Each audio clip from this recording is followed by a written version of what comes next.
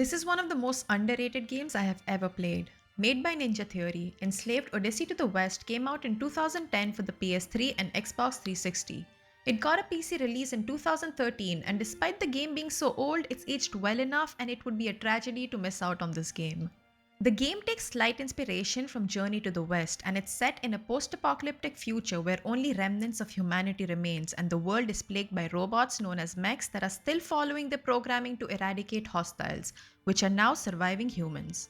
The story follows Monkey, who after escaping a slave ship has ended up in yet another situation of being held against his will, only this time it's by Trip, a woman who was also held captive on that same slave ship and wants to be escorted back safely to her village. Monkey has little choice in this matter, as Trip has placed a slave headband on him and told him that if he goes too far or that if her heart stops beating, he also dies.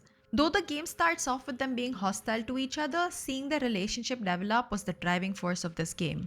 Is it Stockholm Syndrome? Maybe. The narrative from a moral perspective is a little questionable, but it's still a well-written story. I love the characters, I love the dialogue writing, even if it gets a bit quirky at times. There is a problem though. The game didn't do well financially, so the planned sequel was sadly cancelled.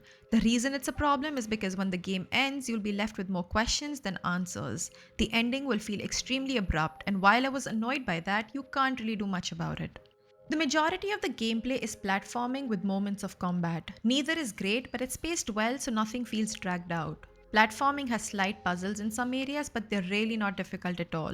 As for the combat, it's enjoyable, not difficult or overly complex. It does get repetitive though, since the enemy variety is non-existent. Controlling movement can be a little annoying at times, but it's a decade-old game, so I forgive that. Monkey has a staff which can do close combat and can even work as a long-range projectile weapon. You can also upgrade Monkey's abilities by collecting orbs which can be obtained after defeating enemies or by simply exploring hidden areas. As for Trip, she can help Monkey by performing technical skills like hacking computers to open doors or scanning the area for enemies and mines. She can also project a temporary hologram decoy to distract enemies. I really liked how the game looks. I like the art direction. The game really looks like a post-apocalyptic world. They do that right. Each level is designed really well visually. The motion capture is simply amazing for the time it was made. The facial expressions on the characters are great. It's Ninja Theory after all.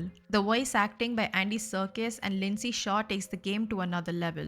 It makes everything so much more memorable. Later on in the game, you have a third character, Pixie, played by Richard Ridings, who also did a brilliant job. Pixie's story called Pixie's Perfect 10 is also in the game as a DLC, but I'm yet to play that. While the soundtracks in the game are okay, they're really not memorable at all. The ambient sounds were decent enough, but the audio mixing could have been better. The audio balancing was all over the place. Overall, it's a great game.